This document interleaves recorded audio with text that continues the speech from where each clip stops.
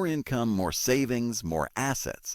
But accumulation without control is fragile. One bad deal, one bad year, one bad decision, and it collapses. True financial freedom is not about how much you have. It's about how much you decide. About being the one who sets the rules of engagement. That's what frames are. Frames are invisible structures that decide who leads and who follows, whose time matters, whose reality dominates.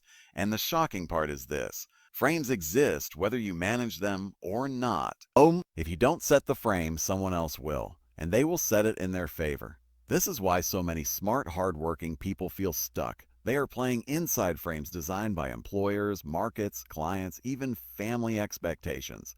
They are operating logically inside someone else's game. And no matter how hard you work inside a bad frame, you cannot win it. The first principle you must understand is this. Status is not earned in the moment, it is perceived immediately. People decide your status before you finish your first sentence. They decide based on certainty, pace, boundaries, and whether you appear to need something from them. The person who needs less controls more. This is not arrogance, this is psychology. When you walk into a room needing approval, needing money, needing validation, the room feels it.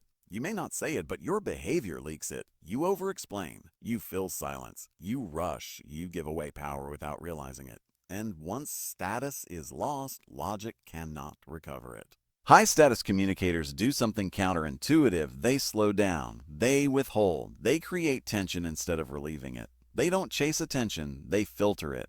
And the moment you filter instead of chase, the power dynamic flips. And the other side is qualifying themselves to you. This is not manipulation. This is alignment with how the brain actually works.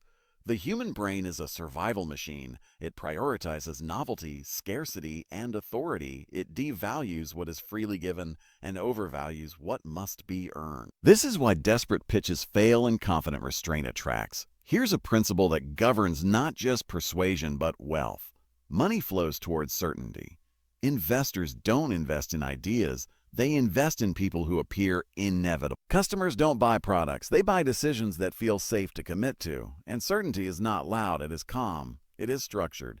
It is unbothered by rejection. When you master frames, rejection stops feeling personal because you are no longer seeking approval. You are testing alignment.